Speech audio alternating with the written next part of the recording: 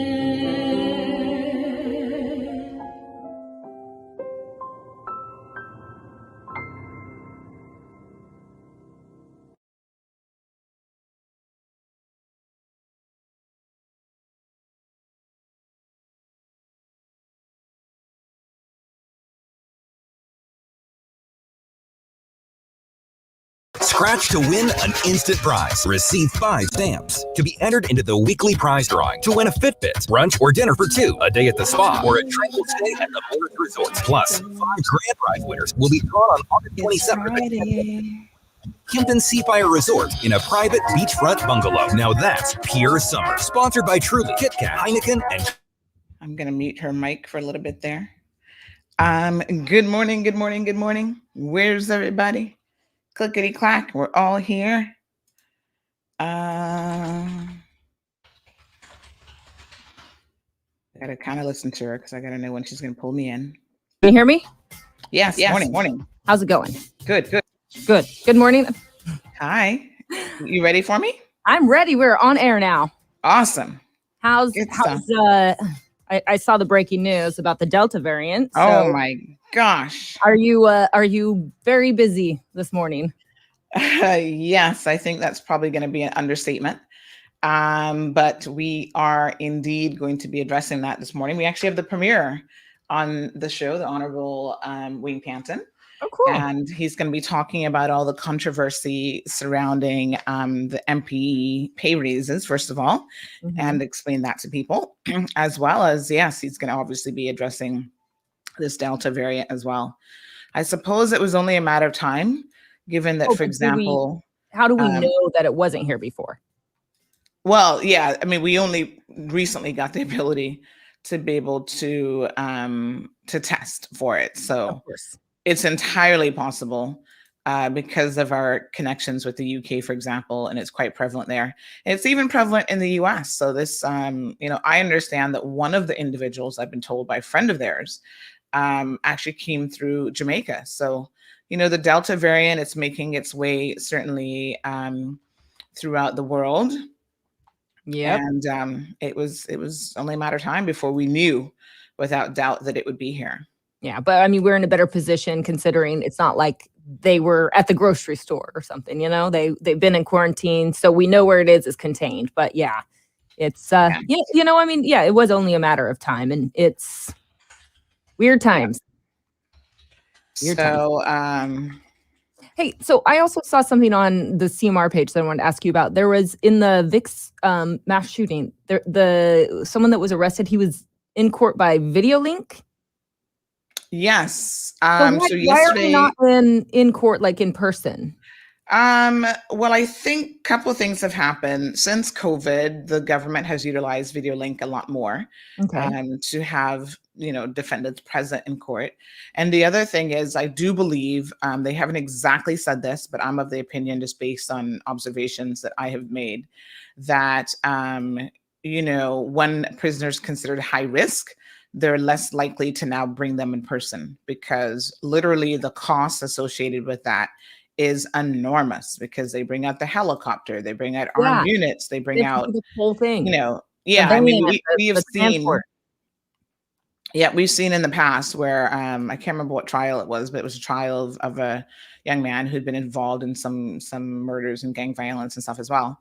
And they had, in fact, I can't even recall if his case was a murder case. I think it might have been the kidnapping case, the home invasion case, but they had the helicopter up every single day that he was going to court. There was a whole caravan of people. So Yeah. in some respects, it's actually safer for all parties involved for them to keep them where they are and just do video link. Now, whether or not that That's will, what I was going to say to you, is doesn't it cost effective wise, it's actually a nice thing to be able to move forward. That's why I was like surprised. I was like, oh, maybe they are changing. So yeah, maybe. I mean, we'll have to wait and see. But I think, yeah, that it definitely makes a lot of logical sense.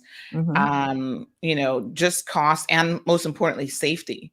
Because from what I understand, things are still a little bit hot at the moment. And in fact, that young man, I was just reminded, was actually moved to the UK. So I suspect that they're going to be doing that a lot more often as well, just shipping these guys out of here, because there remains a risk, even when they're incarcerated, of things flaring up because they're still here. So, and the only place you're going to hear it, Aaron, is on this program, that even now as we speak, there are individuals who are associated with them. And I mean, just family who didn't necessarily have anything to do with the current situation, that are, in some sort of imminent danger, is what the authorities believe. And so they actually are looking at trying to convince them to leave the jurisdiction, which is so unfortunate that someone has to pick up their life for something they didn't have anything to do with, that they didn't, it's just crazy. Wow. But things are just heated right now. And I think that, for the safety of some people, that perhaps the authorities are telling them that that's going to be in their best interests. Interesting. All right. Well, yeah. We were there yesterday in court for the initial court appearance. So if you go on our show on the website, you'll see that we cover that story. First news media to have it up, and also we did a live stream from the courthouse. It's really sad, because what I saw just from the human side of things are families who are grieving. Like the 100%. family members were there, and there was a lady there who had lost multiple members of her family to violence, to gun violence, and being brutally killed by these young men. Not necessarily these young men right now, but just young men in general here in the Cayman Islands. And it's just a very sad situation, because the human element is these guys have families, they've got siblings, they've got a mother, they've got a father, and there's always someone left behind that's going to be grieving the situation. Even on the other end, I'm sure the accused must have family members that are shocked at his alleged actions, And, it's just, it tears the community apart. And I don't think that maybe the young men who are involved are thinking about that before they do what they do. No, and It's incredibly sad. I mean, a lot of it can I think this guy who was in court is 36, so that's not. But Yeah. in your early 20s, you're a little bit. You're pretty dumb. I mean, I was at least. Yeah. You do a lot of things, but not. I've never done that, but you know what I mean. It's Yeah. it does go down. There's so many problems that can be solved at the root of the problem, but it's how do you get there? Like, Right. is it a community policing thing? Do we get officers in that start to interact with communities? I was reading stuff about that online, and I was like, maybe that's actually not a bad idea. I don't know, but that's probably a good conversation for your show another day. Yeah. Yeah. Well, we'll be talking about it for sure. Yeah. Well, tell the Honorable Premier, Mr. Panton, that his favorite morning show says hi. I'm trying to get that in so he can say Blake and Erin's my favorite morning show. Absolutely. Absolutely. Well, thank you, Erin. And you've been doing a good job. So today's Blake is back on Monday. On Monday, yeah. So you gotta just hold it down. Yeah. One more day. One more day. It's our back. It's old school. I know. I was thinking just now, just as I got on air. Okay. Oh my gosh. Oh, it's tell you always so hard for me to think. How far back do you guys go, by the way? Well, it just depends on really so coming up, I have Diva Whip It and The Cure, Boys Don't Cry, because I really love that song. And then also coming up is Tina Turner, some Snoop Dogg. Let's see here. We've got some Debbie Gibson, Bryan Adams, Toni Braxton, right. There's so much. It's really you know what? Toni Braxton. What was her number one song that she did? Let's see here. You're Making Me High is one, but it's not that one. It was, why am I spacing it? Let me see. Toni Braxton was Unbreak My Heart. Right? Okay. Wasn't that it? Song. I'll pick that as my, since you're playing it anyway. I'll get that on for you at some point this morning for sure. Cool. Sounds good. All right. Well, enjoy your day and we'll see you Monday. Thank you, Erin. Have a great weekend. Bye, everyone. All right. So, folks, again, that's Blake and Erin, minus the Blake. He's actually taking a little staycation in the BRAC, enjoying himself with his family, hopefully. And we got you covered here on CMR. We got a lot to talk about, can I tell you?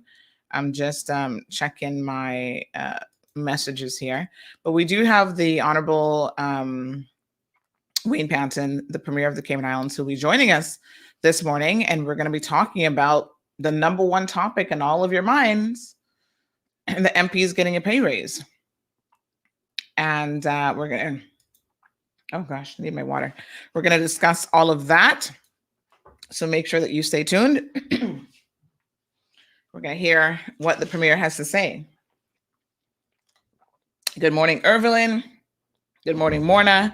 I've been seeing a lot of the comments, and listen, I don't think it's any secret, really. There was no love lost between me and the previous government, who embodied certain characteristics that I personally was not fond of, including, but not limited to, excluding certain media from official events.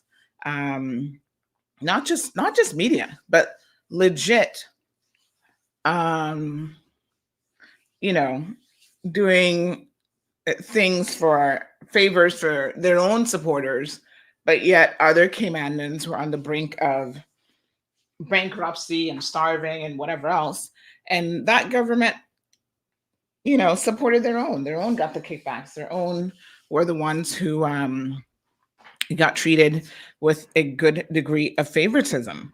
If the previous political administration didn't like you, you can believe that you were iced out, and that they gave instructions to the civil service members on how to treat you as well.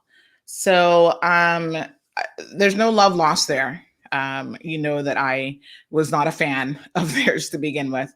I was not a fan of theirs during the campaign, and I was certainly not a fan of theirs after they tried to poach independent members, some of who to this day, in my mind, remain very questionable for their actions during the election.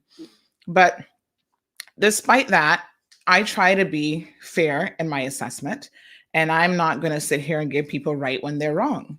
And I've heard the arguments and I've heard the explanation, and that's why the premier is going to come on here this morning and give us details about this whole MP salary situation. You know, a lot of people saying, well, why did they have to accept it? You know, why did they have to accept it at all? And I think to myself, let me try to understand what it is that you're actually saying when you make that comment. This isn't about accepting it. This isn't about an offer that was, and again, the premier will certainly clarify all of this, but this is my understanding, my rudimentary understanding of what has transpired. This is not a situation where this was an offer that was on the table, where it's like, okay, we're thinking about giving ourselves a pay raise. You guys need to vote on it and decide, and we can reject it or we cannot reject it. That wasn't what was on the table. What was on the table is that the previous progressive government had passed the pay raise, had passed the severance package, went through all the steps to do that, which, by the way, not for nothing, but you guys are really upset right now about it. But where was the upset when it actually happened? That's what my last post was about, because I'm utterly confused. Like, I do not understand that. How could you be upset now, 7 months after the fact? So they have been getting the pay raise that they have been getting the pay raise for the past 7 months. And you all weren't upset when they passed it last year, when they passed the severance package, when they passed the pay raise. I mean, we actually covered it over several shows on this program, and you guys were nowhere near as upset as you are now, which makes me wonder, what is this really all about? You're like, oh, they didn't have to take it. No, this isn't about them having to take it. This is about what you're trying to say is they should have reversed something that includes financing for an entire ministry, which includes salaries for civil servants, et cetera, for ministry number 8. You're now saying undo all of that as though it didn't happen and take it away. How do you do that? An employer has been paying you for 7 months. They made a decision, right? Then they're going to come back to you and say, you can no longer get that money, but not only can you no longer get it, but we have to go back and take it back out.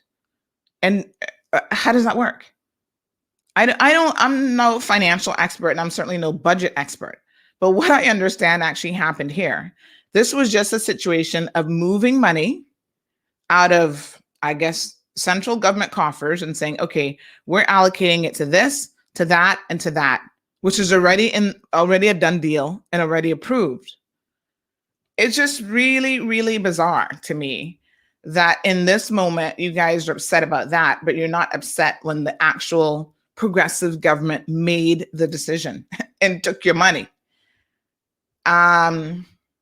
I don't know. Brandon, Davina, Miss Morna, Irvelyn, Dana, Anthony, good morning. Kizzy's here for it. Kizzy said, ooh, this should be good. 290 of you already, and the premiere's not even on. Yeah, it should be good. We do have to end the show a little bit early today, so let me forewarn you about that. I've got court at 9:30.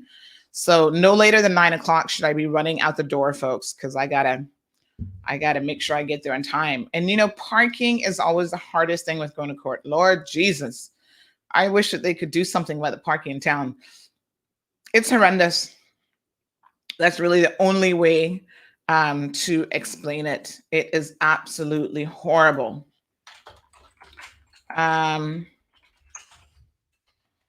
So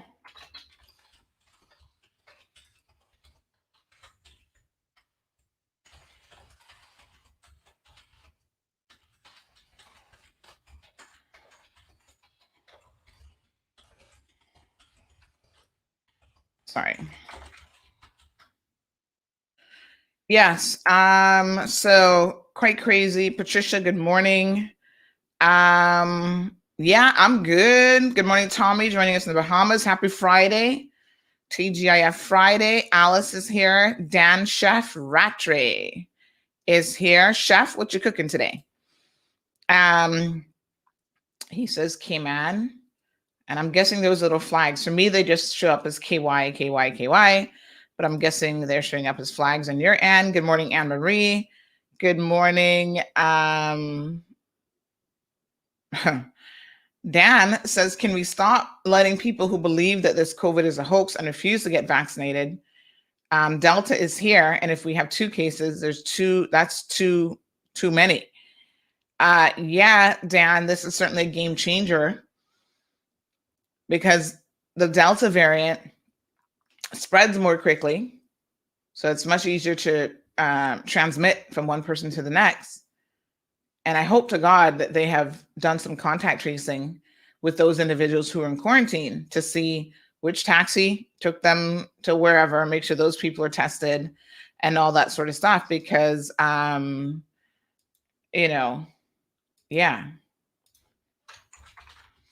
it's crazy.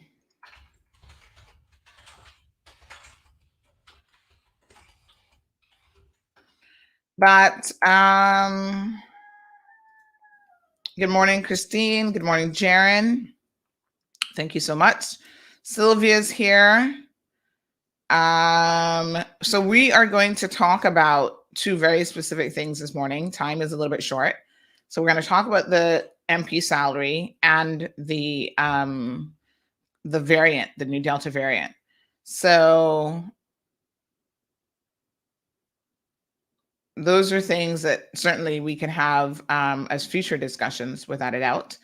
CC, yes, I mean, it's a conversation that needs to be had. The other thing is,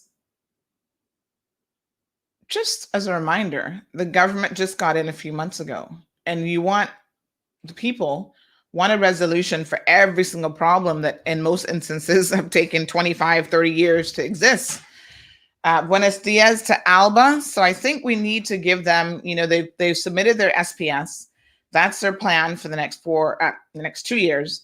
So, I think that at the end of the day, maybe we need to give them some time. Elaine says it's simple. Don't live that gangster lifestyle. Good morning to, that name, what's the first name? Riggs? Alicia, good morning to you. Thank you so much for joining us. Who else do we have here? We've got Emma. Beautiful. Miss Beulah. Cece says officers full of that people they have active in the communities and stays holding officers accountable to keep the communication safe, and they turn around and call them pests to society. Okay.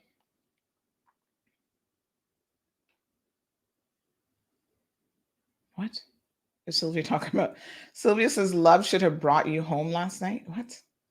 Brought her home? What love? You've lost me in that one. Good morning, Felicia. Good morning, Louis. Good to see you. Enjoying his mug.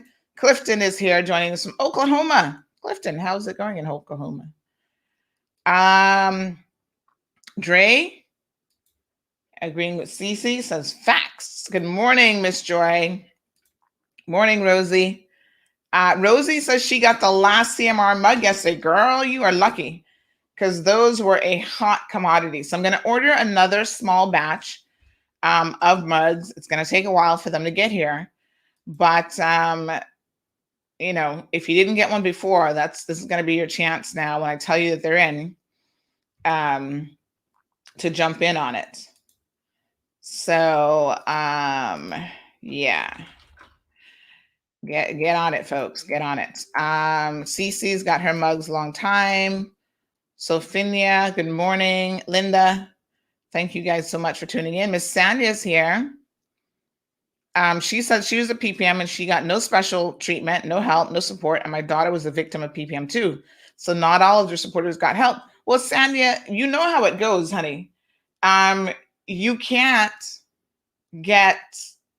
Everybody can't get help. And it's normally the workers, like the worker bees, who are left out of the mix in terms of getting anything. That is normally how it works, my friend. So it's not going to be you that get it. It's going to be somebody up higher in the totem pole that gets the kickbacks and gets all the special treatment, because they can't, logically, they cannot afford to give you and everybody else, because there's so many people that are supporters that they can't afford to do it. So what do? Well, just a few chosen few, my dear. That's normally how it works. Yeah. Crazy, but it is what it is. So at the end of the day, that's why it doesn't make any sense for that type of system to happen. In my opinion, you give people the tools for them to be able to make their own way and to do their own thing. Handouts, special favors, kickbacks. In the end, it really never helps anyone. So Cece says that's why we backbenched all of their asses. We've been upset, Rosie. But listen, backbenching and actually removing them are two very different things. Because even backbenchers, they still getting paid in half the time not showing up to the LA. They're still doing the most. Rosie says some people have convenient amnesia when it comes to the regressives. Mm-hmm. Mm-hmm. They sure do. They sure do.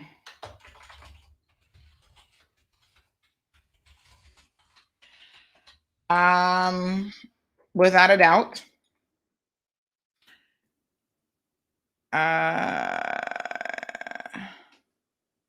So Simone says, first of all, Cayman does not have a news outlet. So if we missed it 7 months ago, we have a right to question it when we find out. Cayman doesn't have a news outlet. We have multiple news outlets, and we talked about it here on this program, and we wrote about it.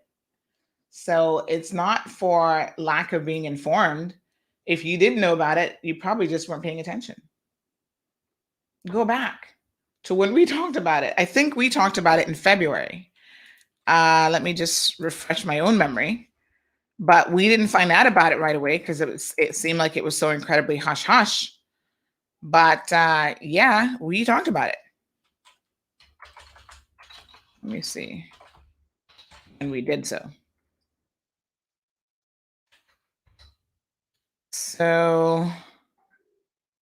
So in April, we talked about how the progressives gave the political advisor, Mr. Roy Tatum, a 40% increase plus a hardship allowance. Did you also not know about that? I'm just saying, y'all appear to be asleep at the wheel here.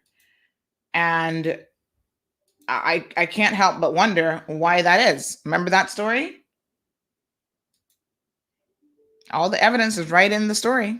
See all the paychecks right there? Dude making $12,000 a month. A hardship allowance.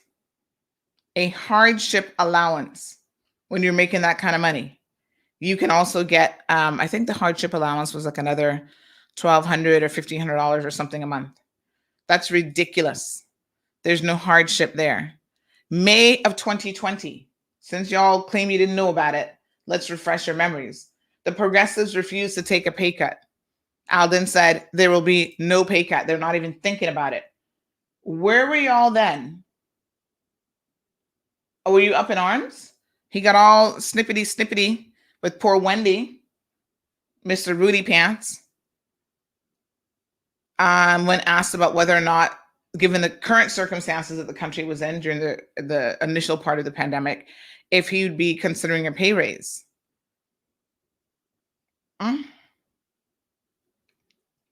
He said, when asked if they were paid, the ministers were paid particularly well, he basically said no. That they're working so hard for their money that they're not getting paid all that well.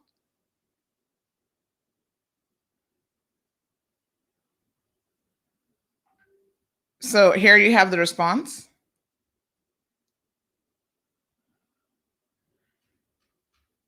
All right. Do y'all remember that? Trying to find the other stories about it. Hold on. We have our little search feature here, but you got to search for the right words. So when you let's put in MP salaries and see what comes up. We did a whole slew of shows on it. I'm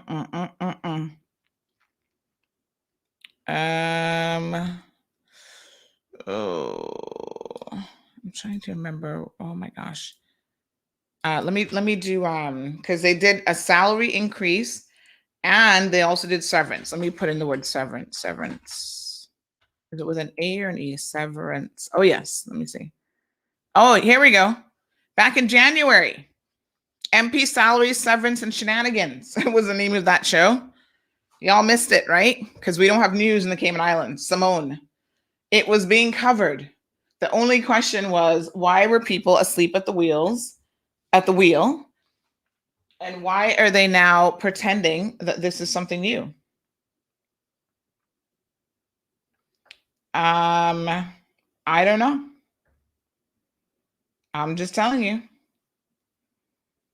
The cold hard truth is that CMR discussed this in great detail. We did one show about the severance pay situation. That was January the 2nd. See Kevin Hart there saying, "Are you serious? Are you kidding me right now? WTF? Really? How is that possible?" And then we did another one. Yep, somebody says, Cayman people suffer from selective memory. Well, I'm going to tell you some of what I know is going on as well, right? See the poor little dog reading his books. He's like, Lord have mercy. The Legislative Assembly Management Bill, which is what pays for it all. You see, Jared might have a thing here. He says people are upset because they weren't actually thinking that PPM would lose.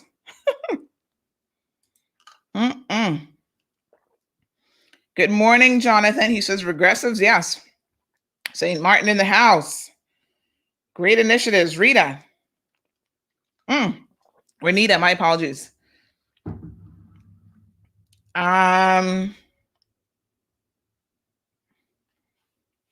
Renita, I understand fundamentally the issue, but I also understand fundamentally that this is not the PAT government's fault. The PAT government didn't put the minimum wage in place. The Progressives government did. The PAT government didn't increase the salaries, the severance, the allowances. The Progressives government did. So it seems to me that your anger is being directed at the wrong people. That's all I'm saying. I'm not saying that you don't have a right to be angry. All of us are angry. We've been talking about this $6 minimum wage forever. It is also the last government, the Progressives, who said the $6 was going to be a temporary minimum wage and they would go back and adjust it and fix it. And in 8 years, they never did that either. So you got to remember who put you in the position that they did. That's all I'm saying. Call them out, yes, but call out the right people. Cece joining us. Don't forget, folks, that this show is your show. You can certainly join the conversation at any time you want. I'm going to put the link in the comment section here in a second. Yeah. It's the Cold Hard Truth News Podcast. Cold Hard Truth News Podcast. Come make we talk on the live broadcast. It's the Cayman #1 live talk show. Come make we talk where you go on the news. Don't forget, my good folks, that in addition to all of these other shenanigans, there are some people who are upset because they didn't get what they want during the election. Now, y'all know that we are all about telling the truth here in this program. Certain people didn't get elected. Certain people have not, may not have even ran for office, but they've not gotten the kickbacks that they thought that they would get. Board appointments, cushy jobs. So they themselves are looking for something. And because they haven't yet gotten it, not to say that maybe this government isn't going to help certain people, I don't know, but it hasn't happened. They then become upset, and all of a sudden they're speaking out with this fever that's like, oh my gosh, like we know what your real deal is. You're upset because the government didn't put you on a certain committee because you were going around talking on the streets already about how you got to get your palms waxed with dollar bills because you're going to be in a particular committee. And so people have to, start paying you to get their applications heard. Y'all don't know what's going on in this country. And I keep trying to inform you. And I think sometimes you're just not listening. Cece, good morning. Morning, Sandy. Morning, Cayman. You know me, I didn't put my 2 cents. But give us 5 cents worth, girl. Okay, so it was not, in fact, I give you an example. It was not, in fact, Miss Tara Rivers, that came up with the $6 per hour suggestion. Who was it that mentioned it? I can't remember if it was Arden or Ezra, which one it was that suggested $6 per hour. But I felt it was Tara's ministry. It was her responsibility. And it should have been her conscience to stand up and say, look, I am a woman. I myself cannot work for that amount of money. That cannot make ends meet in my household. So I don't see it right for my people to work for that. But no, she bowed and she agreed to it and she passed it. You understand? My stance on this passing bill of the raise of pay stands the same, is how I feel. No, the PAC did not suggested it. No, they did not have no involvement in it. But I felt they could have stand up and say, look, what I make per month is fair enough for me. The priority should be our people. For years, our people from back in my grandmother days, $6 per hour was in effect, and we are in 2021 still working for the same minimum wage. How is that even possible? Like, that is ludicrous. You understand? We can't afford or qualify for a house making $6 per hour. So what are you doing? As our government, yes, PAC just got into power, and I am looking forward to what they're doing for the Caymanians. But the 2 main things we need addressed right now, right now, is housings and minimum wage. We need housings. You understand? Like, come on, where are we going to live? Sometimes I feel like taking my 4 children and going on 7 Mile Beach like that girl did with all of her children with a tent for me to get a house. I can pay for it. You understand? I can afford $800 and $950 per month. You understand? Whatever happened to when we could have gone housing and pay a down payment, whether it was 10% and go into paying the monthly mortgage, whatever happened to that? Now they force you to go through a bank in order to qualify for affordable housing. If it's even called affordable housing, why are we paying interest on these houses when government accumulates a lot in revenues in each and every government entity or department? Caymanians shouldn't be paying interest on these houses.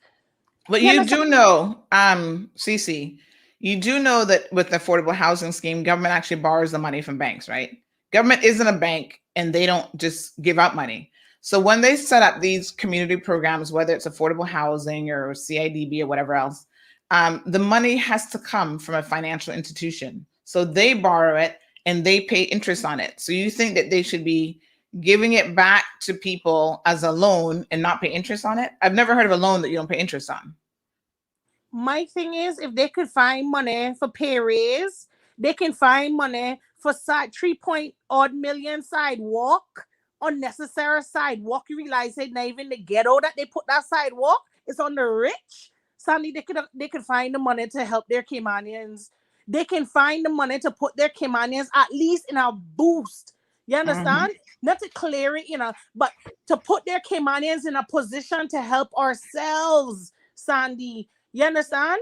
The first time the stamp wave the fee that they waves for first time homeowners, that benefited a lot of Caymanians, but there's a lot of expats benefiting off it too. The other day, I seen someone in the comments asking if they can get their stamp wave fees, their fees waived for second and third home time owners. Man, you don't even understand how I wanted to comment on that. Like, first of all, you got Caymanians that can't even afford one. So how you get the benefit to reap the benefit to come here and afford 2 and 3? You understand? Like, in real time for them to put Caymanians first. We have had enough. You have Caymanians that are really out there, begging for handouts, looking every corner where they can get a little, you understand, a little grease and stuff. But you have Caymanians like myself that is willing to work, that it's just need the opportunity to prove my skill sets, to show you I can do your job better than people that have these O levels, these bachelor degrees and stuff. You can have a bachelor degree and still be a simple fool. When I that don't have it can master you on that, I can school you on that. You understand? Like, there's no opportunities for young Caymanians. It is who you know. I feel like I am blacklisted in my own island. Sandy, look at Travel Cayman. They just opened a year ago. 1 year ago. If it wasn't for a pandemic, we had never faced a pandemic in our life. So everyone in that department had to be trained for the position they're doing right now. How someone going to do so good in the interview? Like, you tell them they did exceptionally well, you were blown away by their answers and stuff. Like, you literally put them out of questions. To the way now, Cece, I want us to stay focused because we do have the premier who's waiting to come on.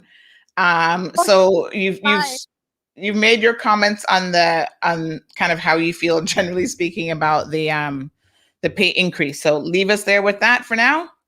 Later. All right, honey. So just a couple comments before we bring the premier in. Thank you, Louis. Louis says CMR is number one for a reason. Magdalene says stay woke. She also says CMR, if it's not here, it's not happening. Well, it might be happening, but it's probably not all that important. Hornsby, good morning. Hornsby says, I remember that, meaning all the coverage that we did back in January of 2021. That was some 7 months ago, folks. Jonathan says 2 wrongs don't make a right. Well, let's find out. JD says crypto is the way to go. The Honorable Wayne Panton is here. Good morning, sir. How are you? Check your audio for me because we see your lips moving, but we don't actually hear anything.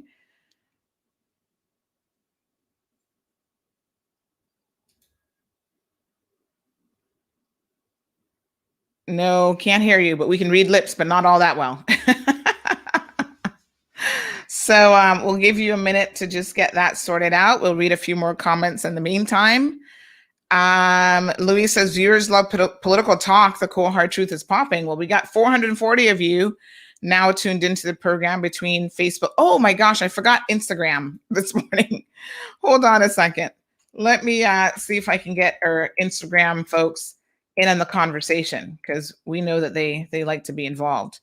I feel like I should pull up I feel like I should go live from the phone with Instagram because otherwise it's so challenging to bring them in on the computer. Let me see what I can do with Instagram. All right.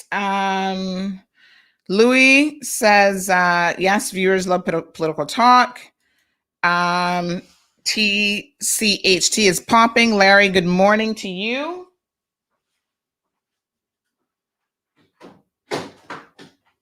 I'm just getting my, let me move my water out of my way because I can see this water spilling this morning. Let me just see if I can get the Instagram setup going here. I'm going to do it from my phone because unfortunately, I think when I do it from the computer and I have a guest on, they don't get to see the guests, and then they also don't get to hear quite as well. So let's see what we can do about that. Larry, thank you. Vernita, thank you so much. Vernita says that if the previous administration could give a hardship allowance, then what kind of allowance people who don't have a job get? Oh, well, I mean, I've been telling y'all about this. Like I said, this is, all right. Kizzy says time is wasting. A lot of tea needs to be spilt.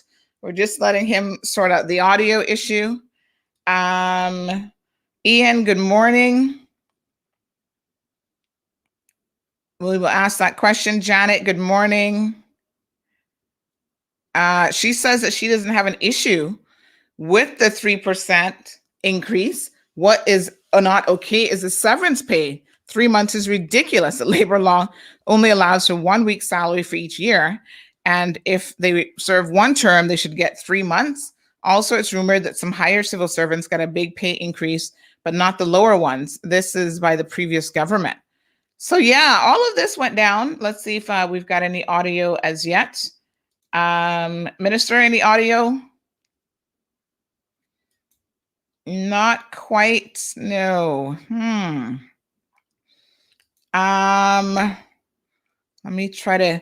So I think if you know how you've got your audio settings down on your little toolbar, just make sure.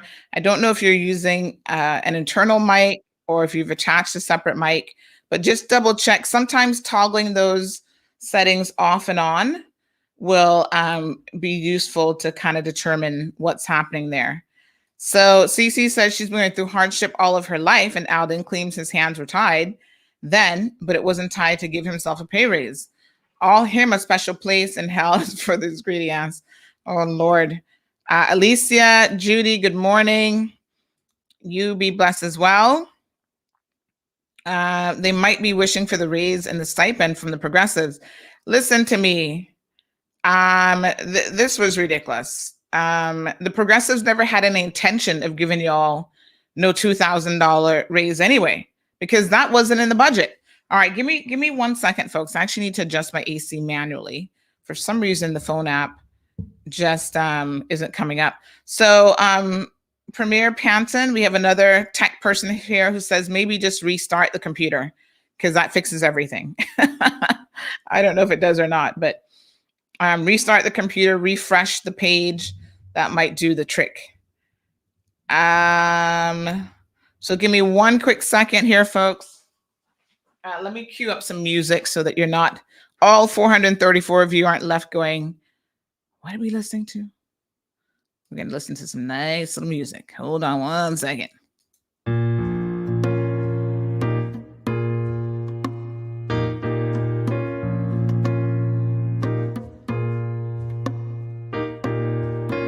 I hear the people talking. What are they talking about? This world's gone crazy, and I'm trying to find a way out.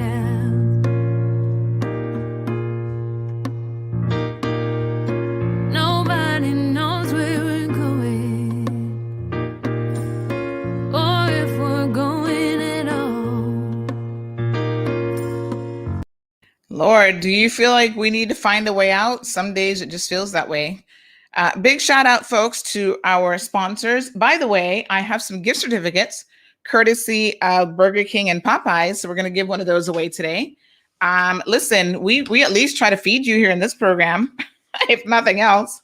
You know, we might be able to give you a job or a salary, but I want to thank all of our corporate sponsors that really go out of their way to assist. Remember, during our anniversary, we had Mr. Chris Saunders, who gave some certificates, some food vouchers to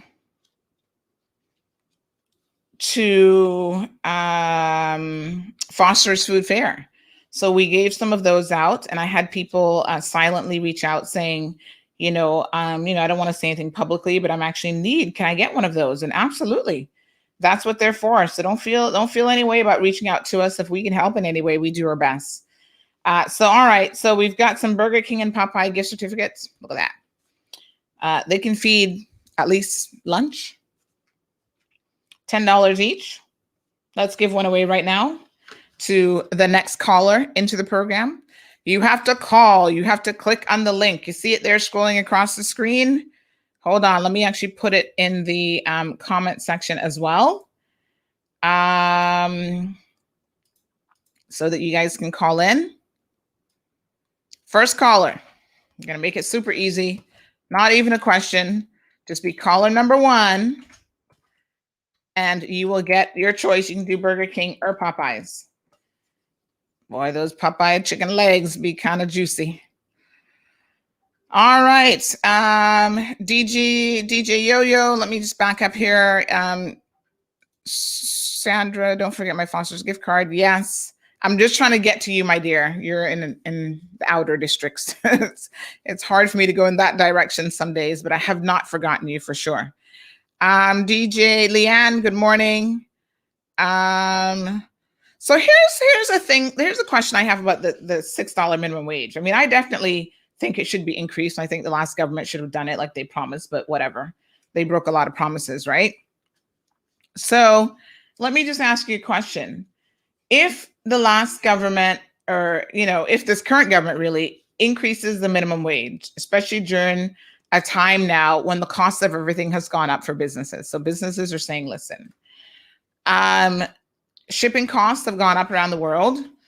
The cost of food has gone up around the world. And sometimes they're having to increase their prices to just be able to, they're making a profit. So if you tell them that right now at this particular time, you must increase the minimum wage, so you do it from $6 an hour to $8 an hour. How do you think that is going to impact the consumers?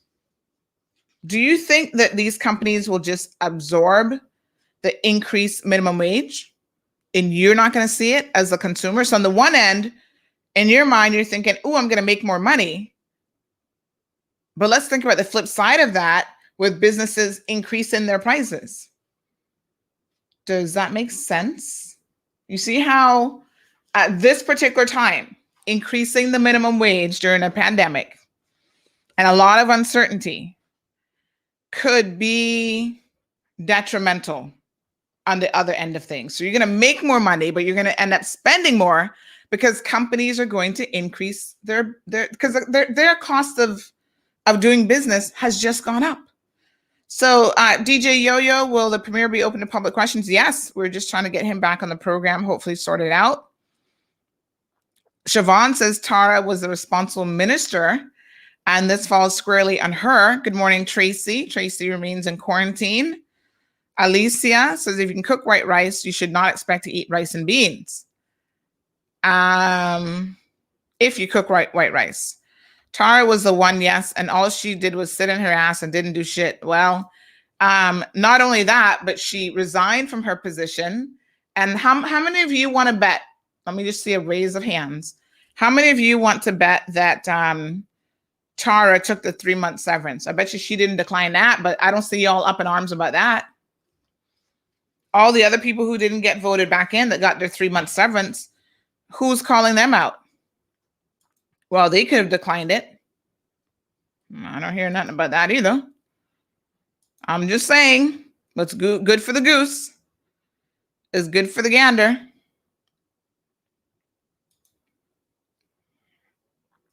Siobhan says that she doesn't think the issue is minimum wage. The issue is cost of living. Raising the minimum wage will have us in the same position. You see what I'm telling you? Because the cost of living is going to go up along with the increase in minimum wage. I think it's looking at one side of a two-sided coin. Kiz, good morning. Uh-oh, you got to unmute yourself. Big up to you, Samar. Good morning, honey. I love you all the time.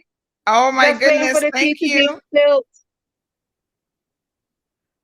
premier, hurry up and come on, man.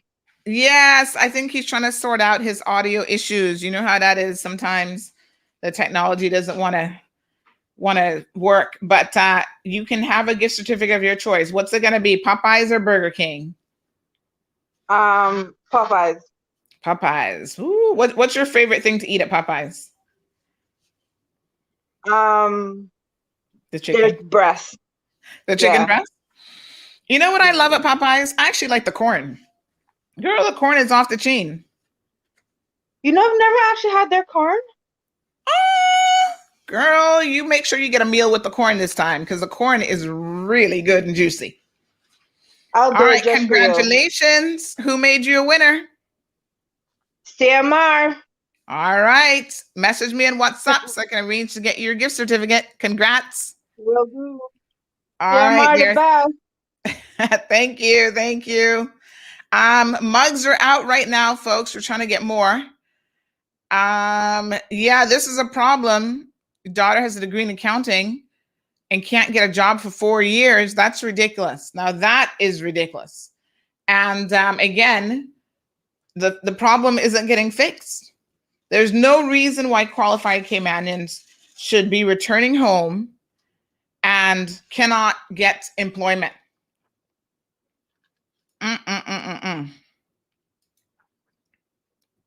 Louis says, what did Cayman do in the pandemic in 1819? We probably didn't have it here because we didn't have airplanes back then, bringing in loads of people from the UK and whoever else. One of the reasons pandemics are so incredibly dangerous in this more modern era is because of the fact that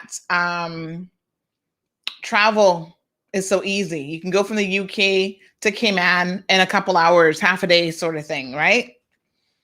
And with that, people are you know, exposing each other to this virus and carrying it with them right on the plane. So I think that this whole concept of a minimum wage, we need to have some economists on the program who can explain it to us. But just from a very logical perspective, I would say that that's only part of the equation. And to just keep attacking the issue of the minimum wage and not realizing that, yes, you increase it, you're also increasing everything else. And then before you know it, $9 an hour, $10 an hour, $20 an hour, it's never enough.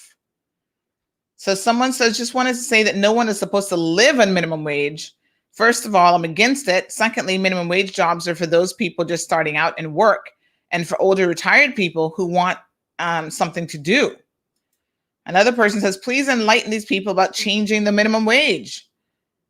Someone else says, about the minimum wage at this time, it will not be working for the lower class people like myself, making $300 per week if cost of living, I think they meant to add something to that. But yeah, if the cost of living goes up with the minimum wage, then what happens? It's only going to get worse for the community. Y'all need to understand what you're asking the government to do when you say, oh, just increase the minimum wage. That's the easy solution. There is such a thing as unintended consequences. And in my mind, this would be one of those situations where you would have a lot of unintended consequences.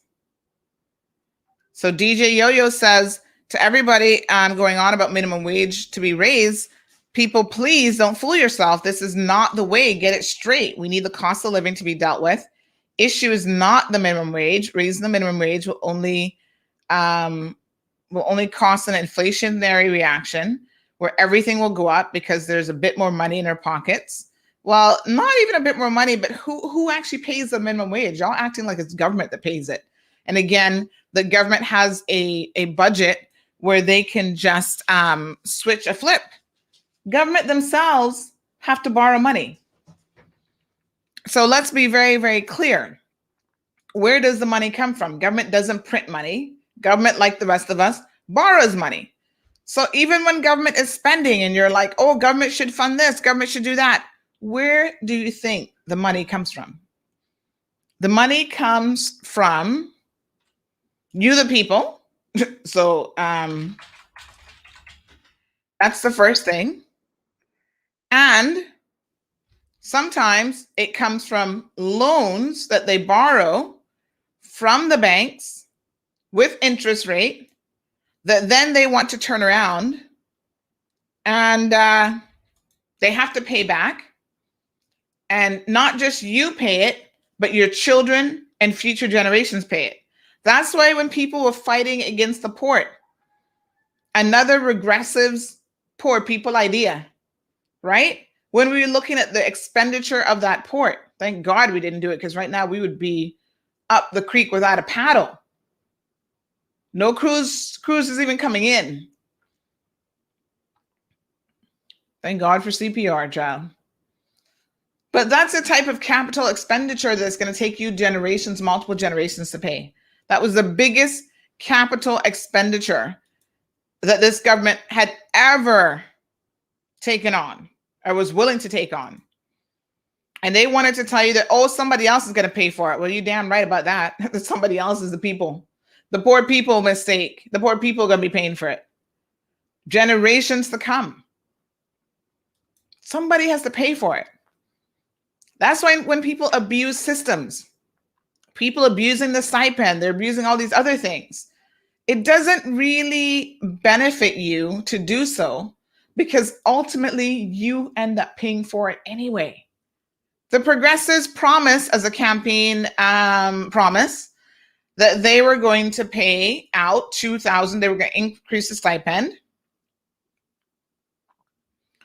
And that they were going to pay out, increase it to $2,000. But what they didn't tell you is they were so disingenuous in that part of it. Mind you, they already had given themselves a pay raise and were taking it from January. But they were so disingenuous in increasing the tourism stipend that they didn't even put any money in the budget for it. How the hell are you going to tell people, oh yeah, this is what we intend to do? And you had your budget already set up and you couldn't even tell where it was coming from. You have to steal from Peter to pay Paul. So who's Peter? Education, some other program. Where was the money going to come from? Not a single one of them can tell you that all now. Child, they look like they farting money. Like you know the little you know that show, the movie Trolls? One of the little Trolls characters, when he gets scared, he poops out cupcakes. Right? Remember when the I don't know what the little monster lady is that wanted to eat the trolls, whatever her name is. She was going after trolls. And when she went to grab this little one, he was so frightened to death. He went plop, and out came 3 little cupcakes. That's the same thing with the progressives. It was all fairy dust. It was not steeped in reality, folks. If you genuinely are promising people, if we get elected, this is what we're going to do. Great. Let us hear the real plan of where the money was coming from. They were in such a hurry to call an early election that they didn't fund.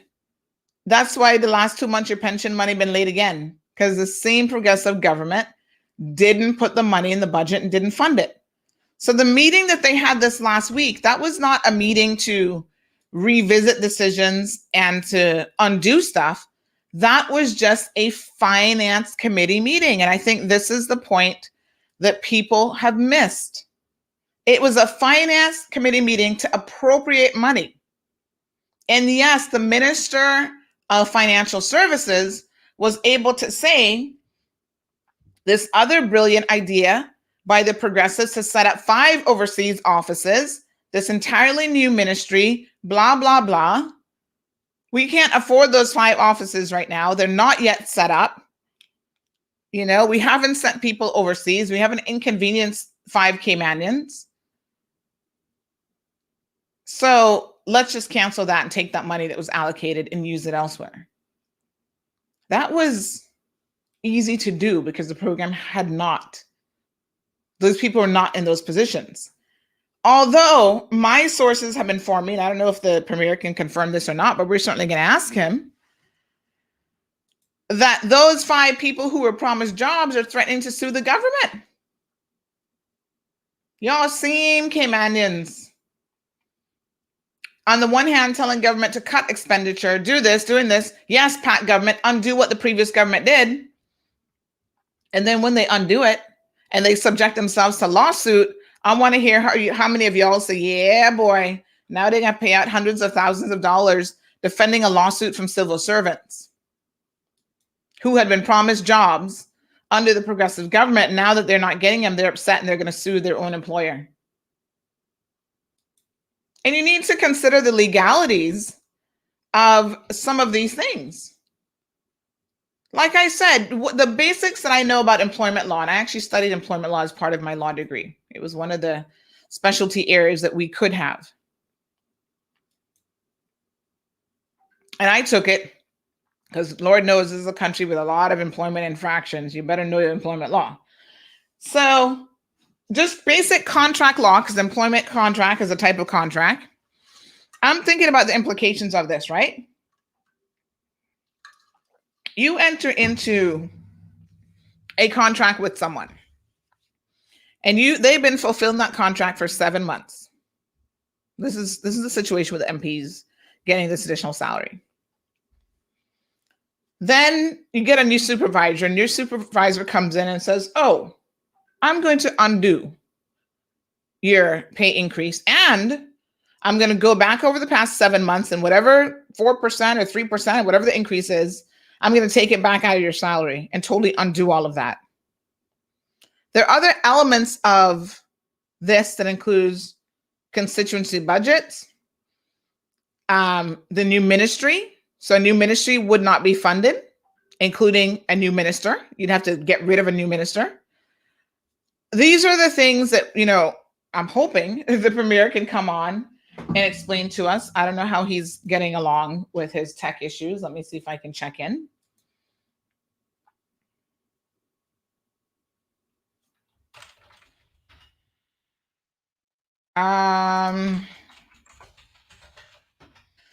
Minister, you might have to just join with your phone, child. There's the people waiting for you this morning. And then figure out the mic issue later on.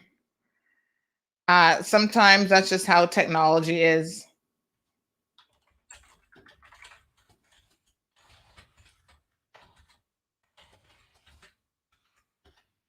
That's just how it is, child.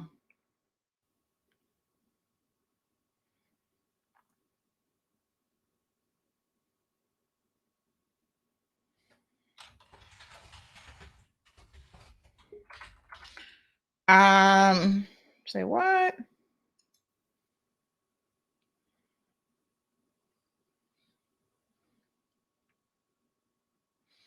So someone says the Pat government is dragging their feet. Chris, Kenneth, Juliana, Bernie, Wayne, all have been there before.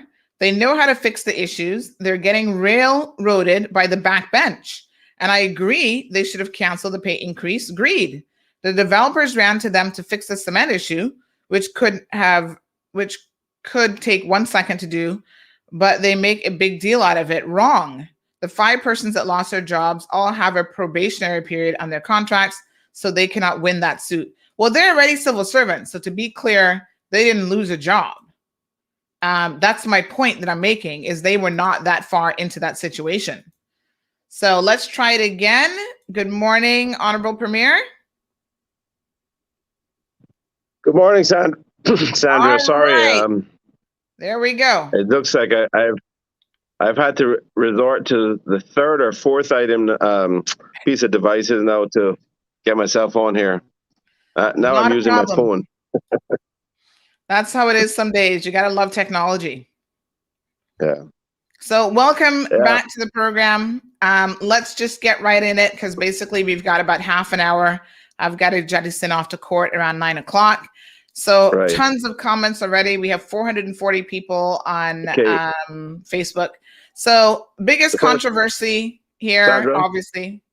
First thing I want to do is to extend very sincere condolences to the family of Mr. Howell on his passing last night. Oh my God.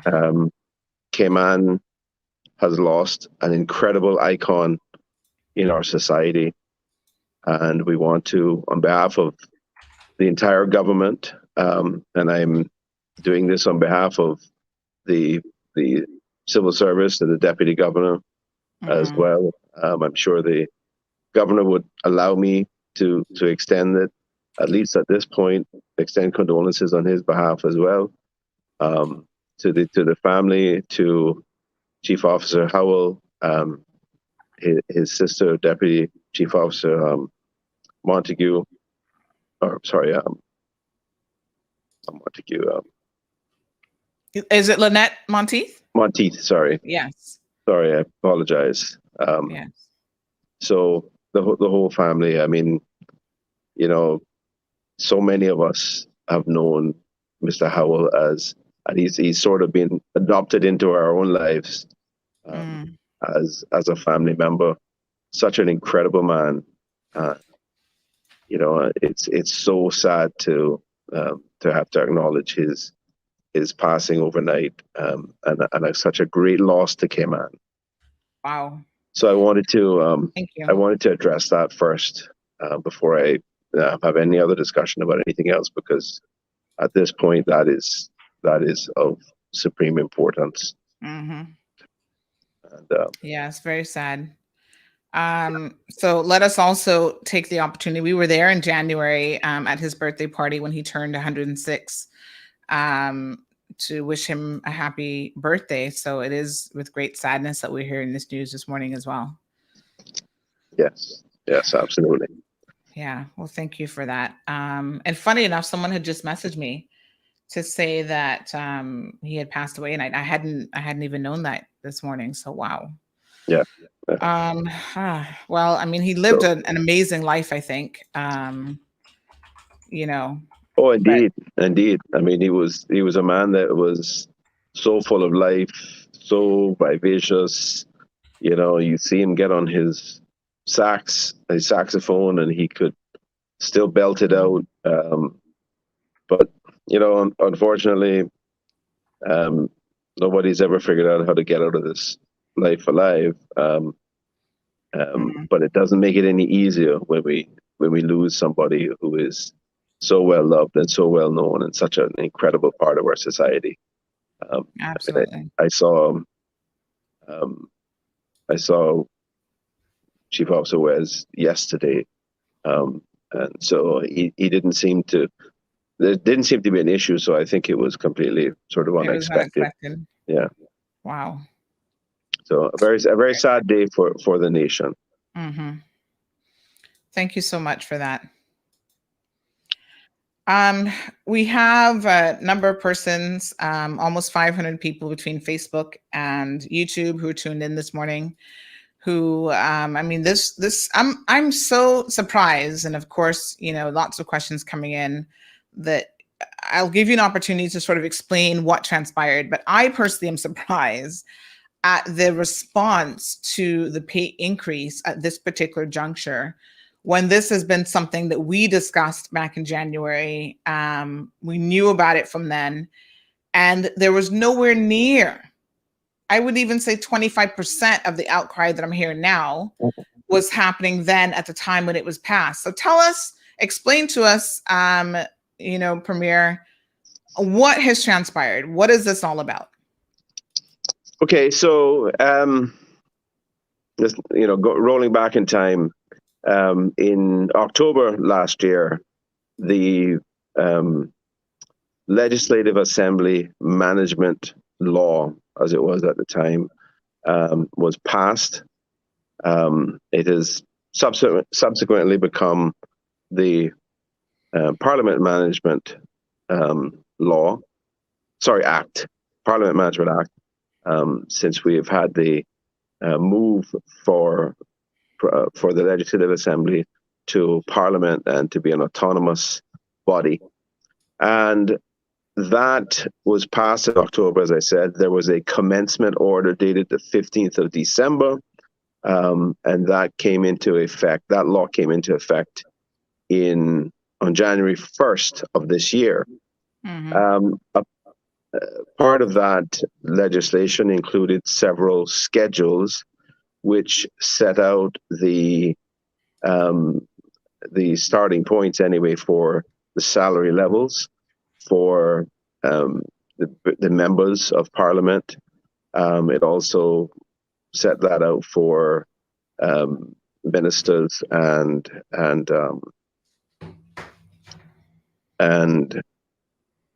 the Premier, the Deputy Premier, Chief Justice, and the Speaker and Deputy Speaker.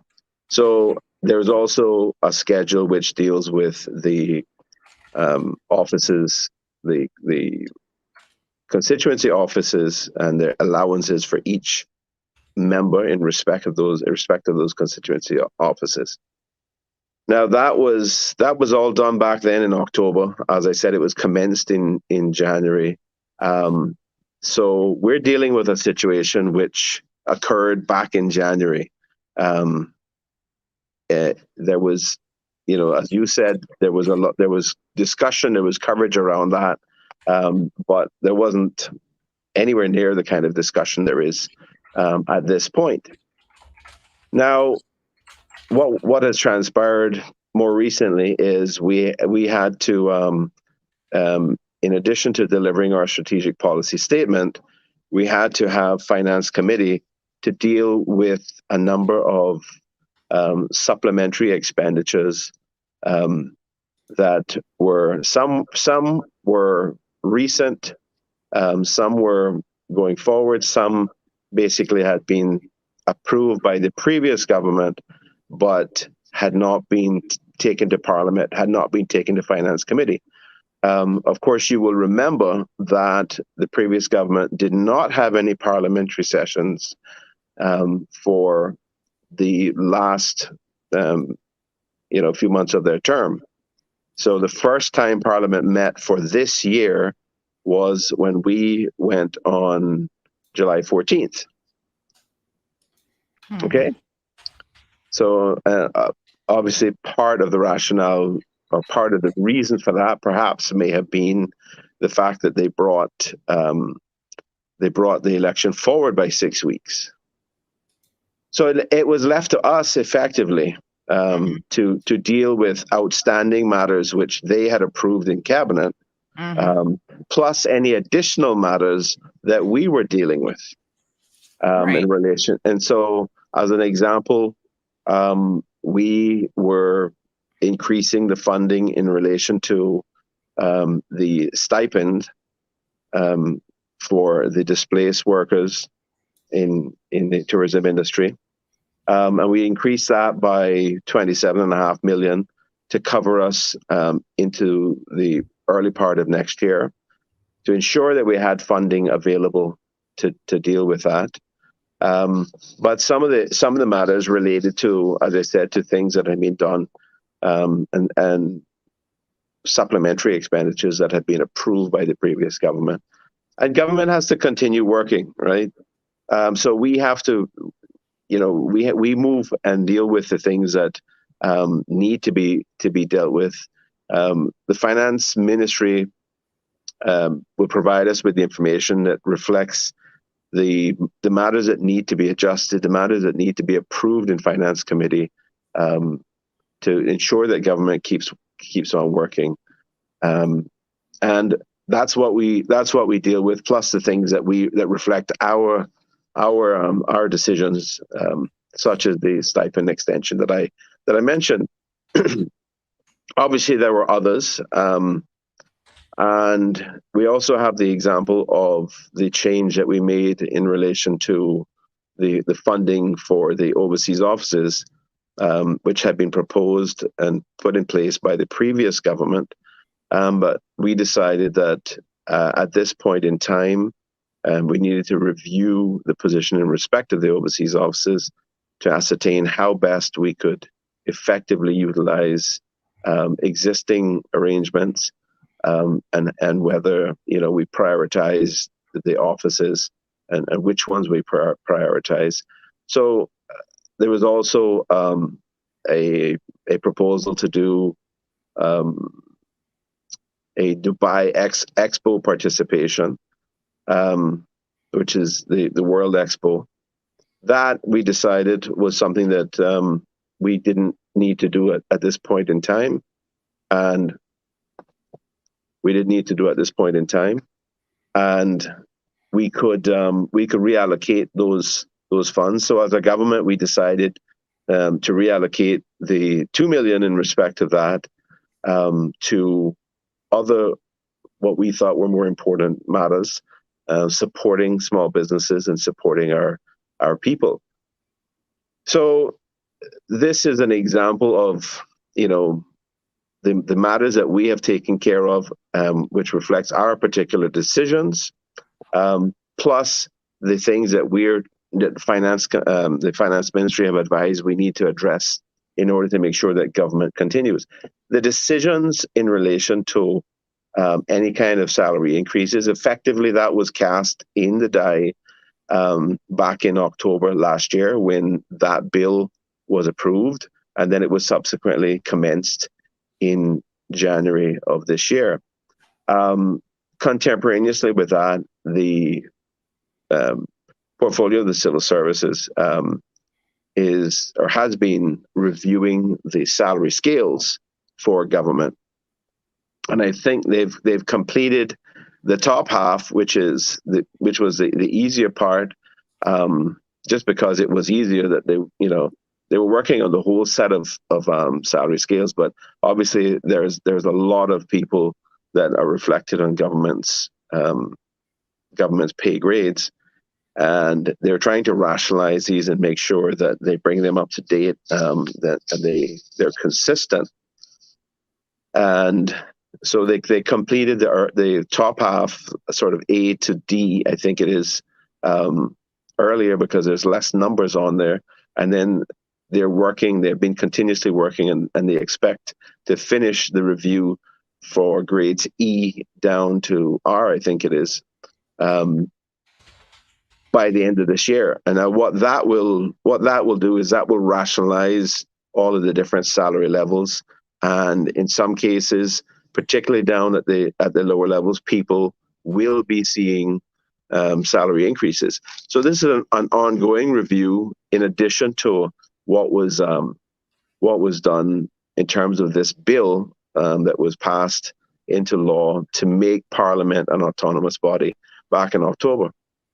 So this issue, I guess, wouldn't have been an issue unless we had the article in that other media house, which basically said that we had gone down to Finance Committee and we'd approved a salary increase for ourselves, which actually wasn't true at all. This government had not made any decision to do anything of the sort. Basically, that was dealt with, and that die was cast many months ago and into last year, effectively. Although it was commenced, the commencement order was December 15th, and it was effective the 1st of January. Mm-hmm. I don't mind this government getting criticized for decisions we do make, but I think it's wholly inappropriate to try to criticize the government and lay it at our feet for a decision we did not make. Mm-hmm. And I just don't see how you expect us to come in and say, everything that has been done over the last 6 months in relation to that act and the salaries that have been graded or regraded by POCS need to be reversed. I think it is right that people be paid fair salaries across the board, and there may be a complaint, for example, about the what I originally called the golden parachute, which is the 3-month sort of severance package that was included in the legislation back in October last year. You can talk about all those types of things, but those are not things that this government promoted and passed. So we can have all those discussions, but don't pretend that this government made a decision to give ourselves a raise before or at the same time that we were dealing with situations where we were reallocating funds to serve the interests of our people because of the current circumstances, and recognizing that they too were suffering and they too have needs to be addressed, and we need to support them. And also, people need to remember that we delivered a strategic policy statement which reflected very largely a shift towards supporting the people of the country.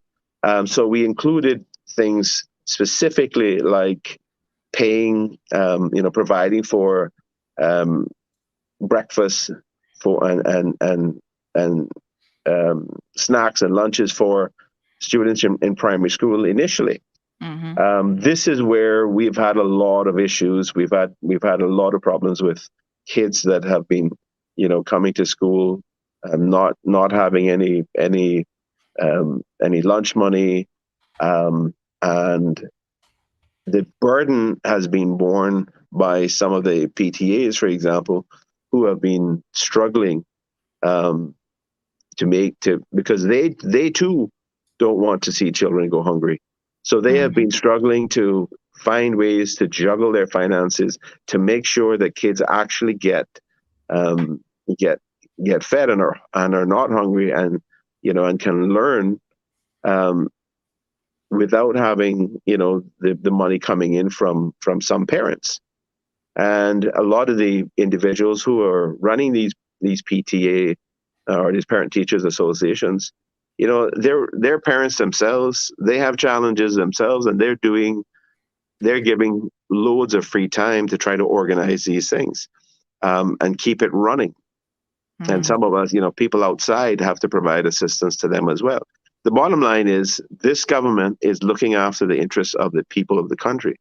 And we have demonstrated in our strategic policy statement a very considerable shift towards recognizing that the people of the country need assistance, that there are circumstances in which they are effectively being left behind, no matter how prosperous the country may appear to be, no matter how significant our GDP may be. We need to have people feeling like, there's something in this success in this country for them as well. So that's a considerable part of what our strategic policy statement reflects. Now, to have, against that background, to have a pivot towards the people, supporting the people, to have a clear demonstration of our commitment to supporting people rather than supporting landlords in Dubai, to turn around and then get blamed or accused of being self-serving and increasing our salaries, when that was not the case at all. It wasn't our decision at all. It wasn't something that we did, is, I think, rather ridiculous. And it's convenient for certain people to make the argument. But I've seen some of the comments that you have made, and I think you're absolutely right. This is not in any way analogous to the situation that existed in relation to the shift of the 2 million away from supporting the Dubai Expo and part of the overseas offices funding into supporting our people. That was money that hadn't been spent yet. That was a reallocation of a proposed funding. Imagine what it would be like for certain people to be paid a salary for 6 months and then have the government come in and say, right, we're gonna upend all of this. We're gonna change everything. Is it possible that could happen down the road? Not impossible. Circumstances would probably have to change, but it would require more than just dealing with funding in finance committee. It would require actually a bill to amend the Parliamentary Management Act. And so there's a lot more involved with that. This simple action of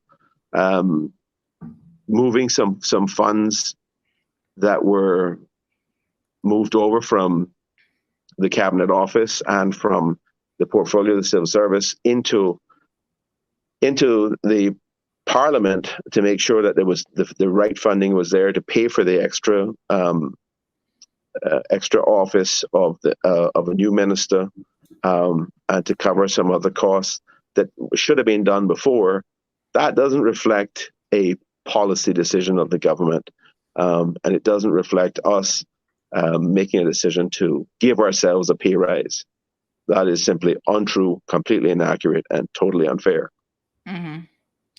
So again, I've seen ex-ministers get on their shoebox and say, well, this could have been undone. So essentially what I'm understanding you saying is you're not saying that it's impossible to be undone. What you're saying, which was happening this past week, which is just finance committee meeting to allocate and reallocate funds, was not the process or even the time at which you could undo it. That's correct. You don't,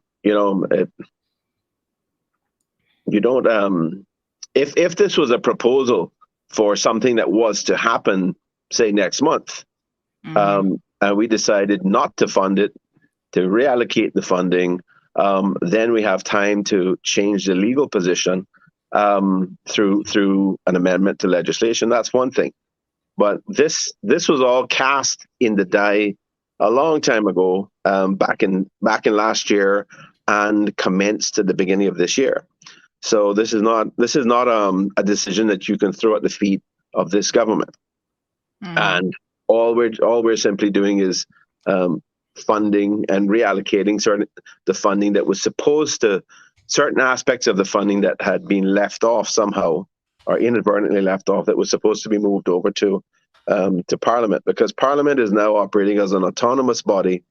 They are going to be responsible for developing their own budget, and they're responsible for their own management of their staff. There is a parliamentary management commission, and there's a parliamentary management council which acts on behalf of the commission. That body is responsible for ensuring that Parliament is acting autonomously and Parliament can deal with their own funding. But obviously, the funding has to come from somewhere. So the money that was being used to pay the salaries of staff at Parliament, the monies that were being used to pay constituency allowances for members of Parliament's offices, the money that was being used to pay members of Parliament, period, that was moved from the portfolio of the civil service and some from the Cabinet Office over to Parliament. So that was what part of that amendment that I moved to the schedule in Finance Committee. That was what that was designed to achieve. And in fact, what I moved wasn't a significant amount of money. It was just some funding that the Ministry of Finance had unfortunately or inadvertently overlooked. That does not reflect a decision of this government to grant anybody a salary increase. That just reflects the decision of the government to do what's administratively necessary to ensure that, what has been ongoing is working and the funds are appropriately in the places that they're supposed to be. If there are situations down the road which warrant the government taking a look at the situation and saying that the conditions are much worse for everyone else, and everybody in government needs to be sharing in part of the pain. We've been there before, and government has made decisions in the past to do it. It's a very difficult situation to do, but if it's necessary to do it, then I can assure you that this government won't be afraid to do it. But you can criticize us then, or you can give us the credit then, whatever you want to do. But certainly don't try to criticize us for a decision or allege that we've made a decision and then criticize us for making that alleged decision, which is what's being done now, and it's completely nonsense. Interestingly enough, when you talk about the day may come, we continue to watch this Delta variant, for example, wreak havoc around the world. The day may come where all the civil servants, which government is the largest employer on island, might be hit with a decrease in salary or something else. Those same civil servants are by and large the ones who are messaging me saying, we need a salary increase, even at a time like this.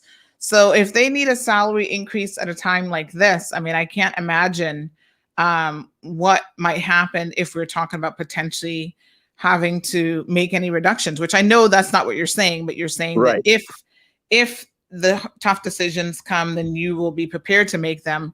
And that's when you should be held accountable for those decisions. Yeah. Carol says, why was CEC allowed to increase their rates by 15% this year? That's outrageous and has a knock-on effect on everything. Judy makes the point that the pay increase wasn't specifically just for MPs. The bill included pay increases across upper civil servant pay scales to bring them in line with the review being conducted across the entire civil service.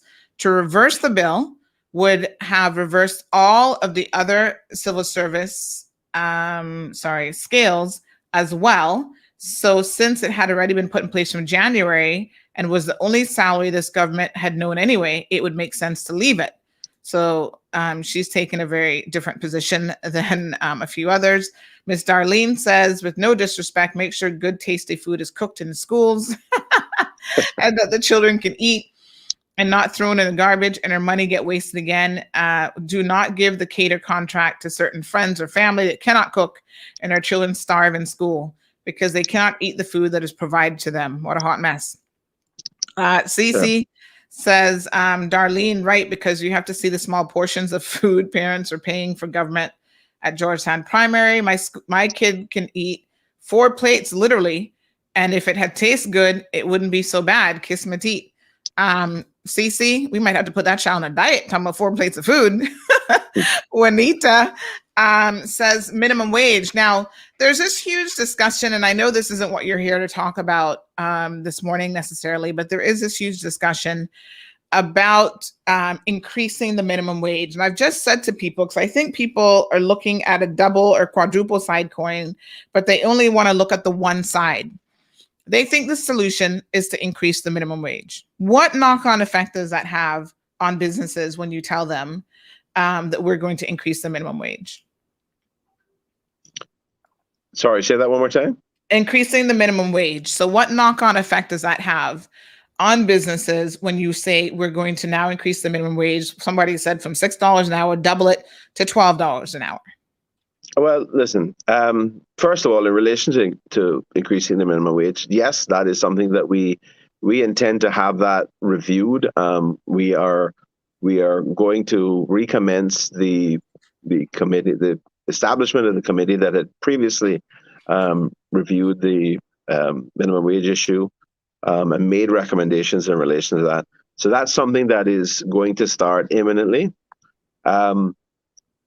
They will then be making representations to us and a recommendation to us as the government as to what position to take in relation to an increase.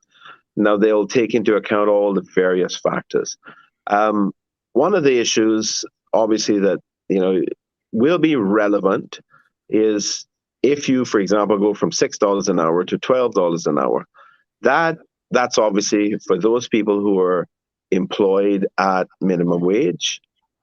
Or at anywhere below $12 an hour currently, and minimum wage is then increased to $12, they will get an increase. That's great for those workers. On the other hand, what happens with a scenario like that, which we have to take into account as well, I'm not saying that that can't happen, but I'm saying you have to balance a variety of interests. One of the knock-on possible effects of that, and likely effects of that, would be to drive inflation, an increase in prices in the island. So, a lot of the businesses, everything from the gas station to fast food to all businesses that employ labor, and let's face it, most are labor dependent, and significantly so. Their costs of labor would go up in most cases, and that would then drive their need to increase prices in order to ensure that they continue to make a profit, which motivates them to stay in business. That's obviously the negative side of a significant or substantial increase in the minimum wage. That's why it's typically better to move minimum wage up over in lower increments over a period of time, so that the economy has the opportunity to make adjustments. And if there are slight price increases that are required in order to accommodate the increasing costs, then those are more easily absorbed than doubling the cost. If you have 100 people employed at $6 an hour, which would be unfortunate, but if that was the case and you double the minimum wage to $12 an hour, then you're doubling that entire wage bill, and that's going to be a significant cost increase. And that business would probably end up significantly increasing the prices of either their products or their services, whatever it is they're selling. So all these things have to be balanced to make sure that you have some of the intended effects that you want without too much of the negative impacts, which would be driving up prices for everybody else. Thank you so much. Can you tell us a little bit about this eighth ministry? So I see someone else, I think it was Judy, that made reference to the fact that a lot of this allocated money is in relation to additional salaries for the eighth ministry, including the cabinet minister and the rest of civil servants. Right. So there was provision for an eighth ministry, which was always intended to be implemented, after this election, and I think that under the constructs of the previous government, if they had retained government, that would have been the creation of the what was it called then? The Ministry of International Trade and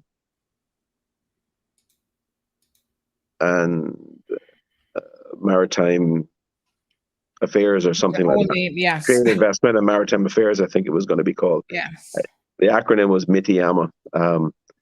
And I think it was the intention for the former premier to take that ministry. So yes, there would have been an associated increase in costs in relation to the costs around that ministerial position.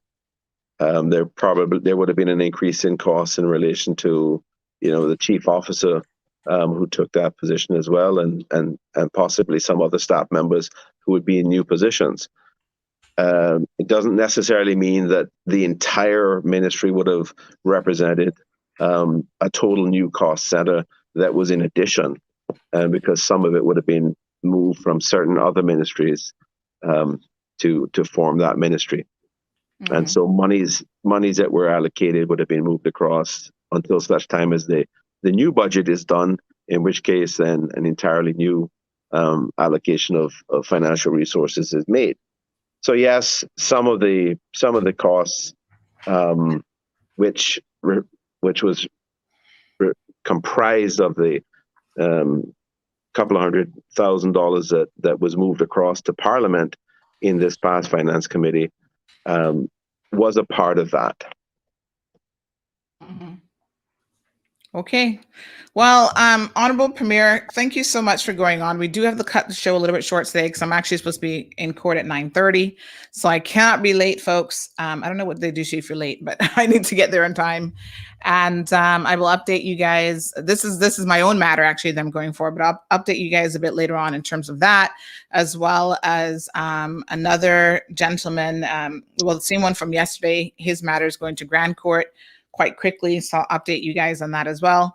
Honorable Premier Wayne Panton, thank you so much for coming on the program and addressing this issue. I'm aware that we didn't get to speak about the Delta variant, but perhaps we can select a time that's a little bit convenient for you to do that later on, and we can address that as well. And I apologize for the technical difficulties I had here. Obviously, I've used the same equipment on your show previously, but you know how these things happen.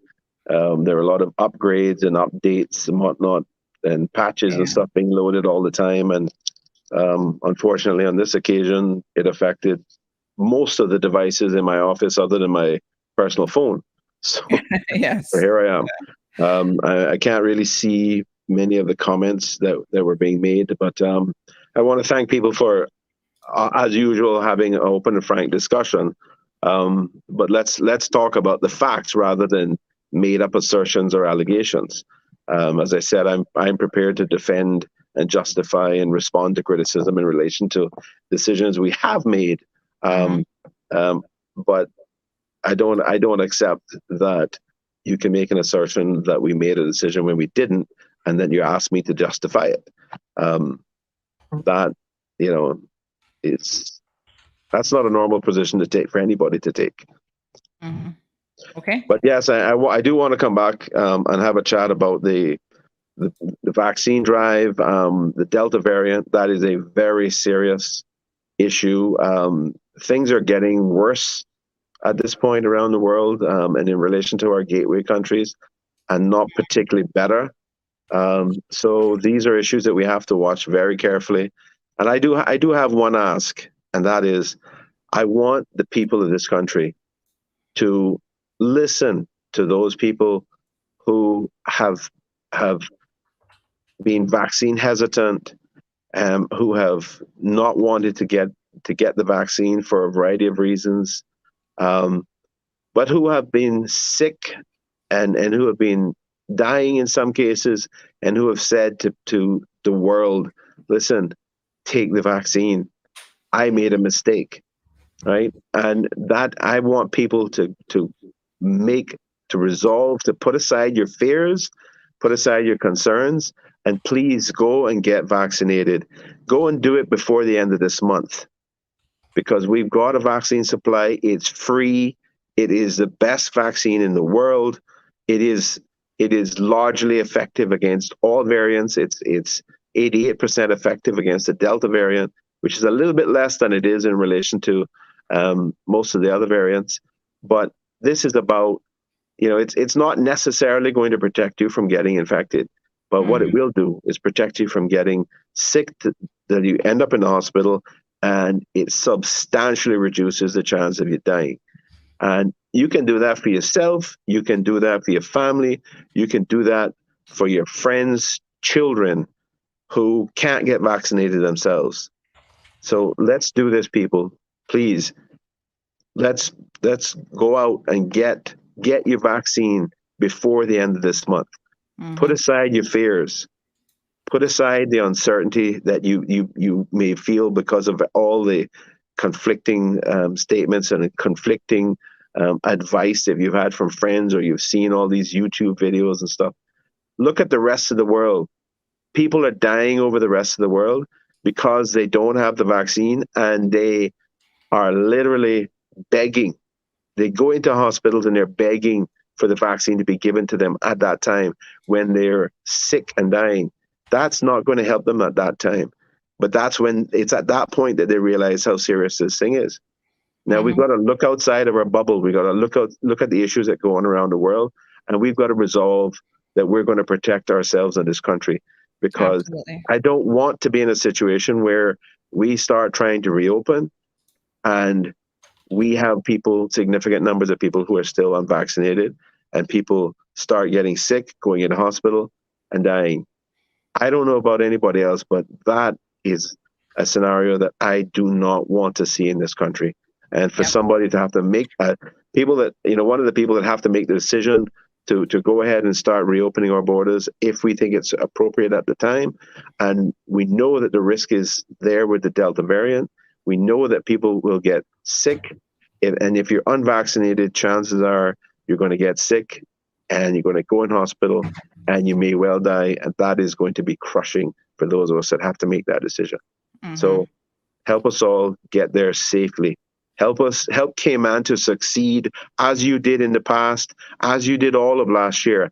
Help Cayman to succeed in its reopening, and help you and help your family and help your friends stay alive. Get the vaccine, please.